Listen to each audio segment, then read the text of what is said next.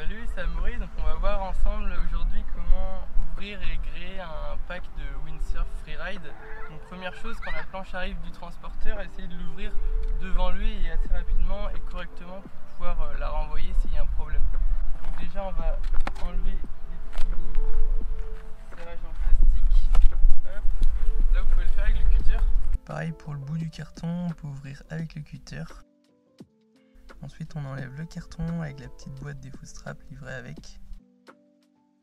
Maintenant on retire la planche du carton. Pour ça je vous conseille de vous mettre à deux, ce sera toujours plus facile.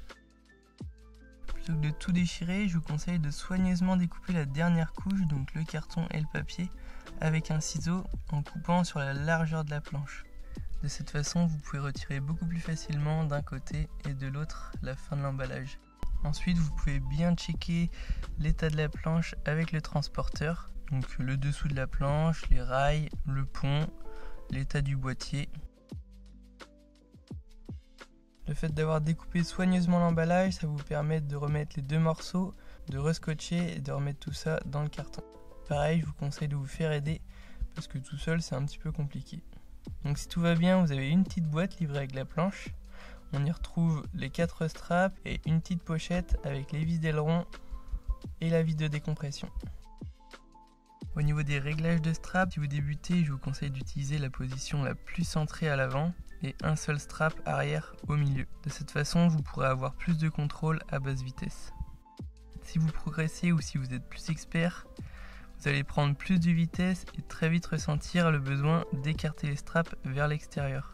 Vous pourrez donc utiliser les 4 et affiner vos réglages. Pour le pied de mât, l'idéal c'est de commencer à le mettre au milieu du rail. Et si vous voulez jouer avec ce réglage, vous l'avancez pour rechercher plus de contrôle et vous le reculez pour avoir plus de vitesse. Personnellement, lorsque j'essaye de trouver la bonne position, j'essaye d'abord reculer au maximum et avancer à fond. Après, j'affine en fonction de ce que je préfère. Donc pour ce qui est du gréement, je vous conseille de tout déballer avant de gréer la voile. Si on prend le wish, normalement vous n'avez pas besoin de ciseaux, vous enlevez les scotch. Et pour enlever les plastiques, vous ouvrez les bacs de serrage, vous enlevez la rallonge et vous retirez les plastiques. Ensuite, pour remettre la rallonge, vous ouvrez un peu le wish et vous faites bien attention de remettre la rallonge dans le bon sens. Ensuite, pour la voile, mettez-vous de préférence sur de l'herbe avec le vent dans le dos et on déroule la voile. On récupère bien les petits papiers qui s'envolent pas. On prend le mât qui est normalement adapté à la voile. On déroule bien la voile jusqu'au bout. Et je vous conseille de mettre une partie après l'autre. Donc la partie haute c'est la partie la plus fine.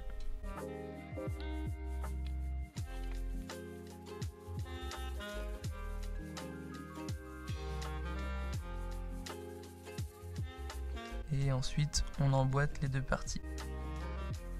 À ce moment là je vous conseille de bien tourner l'un dans l'autre pour vérifier qu'il n'y ait pas de sable, que tout glisse bien et pour pas se retrouver embêté à retirer les deux parties. On glisse bien le mât dans le fourreau, faut pas hésiter à venir au niveau de la fenêtre de wish pour tirer et bien vérifier que le haut du mât est bien rentré dans la tétire. Ensuite on vient en bas et on tire avec l'aide de la petite poignée pour enfoncer le mât jusqu'au bout.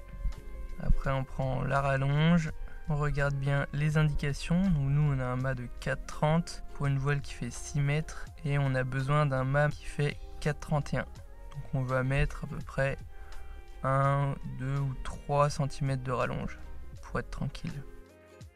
Si vous ne savez plus passer les bouts dans les poulies, je vous laisse suivre la petite animation faite par Goya.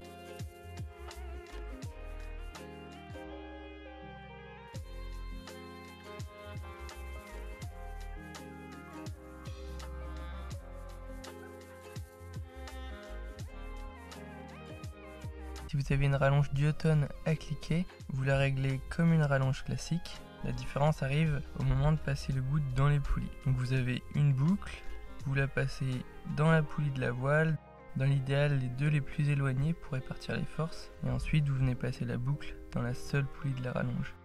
Normalement rien ne doit se croiser. Ensuite on prend le brin qui va vers le bas on pré-étarque et on fait le reste avec la poignée.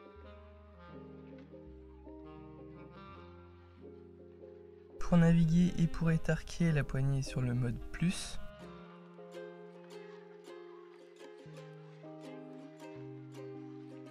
Et pour désétarquer, on la met sur le mode moins. Quand on étarque la voile, il faut vraiment pas avoir peur de cintrer le mât, jusqu'à ce que la voile ouvre en tête de mât.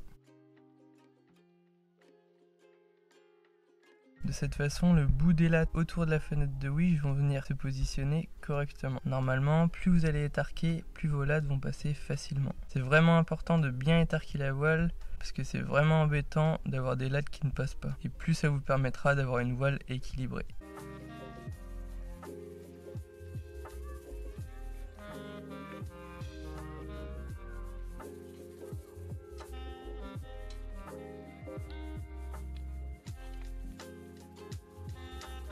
Enfin, pour le wish, on l'accroche au niveau du mât, on serre bien pour pas qu'il bouge, mais pas trop non plus pour pas fendre le mât.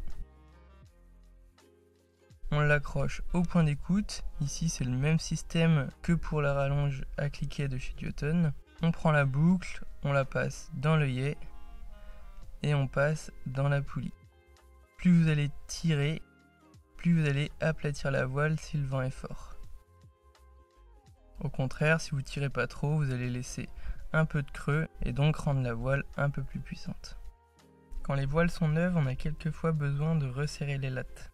On peut donc prendre la clé qui est fournie avec la voile pour aplatir les panneaux.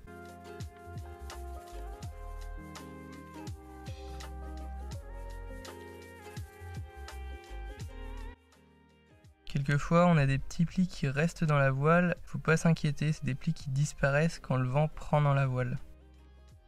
Voilà pour le gréage, j'espère que j'ai répondu à toutes vos questions. Sur ce, je vous dis à bientôt. Ciao!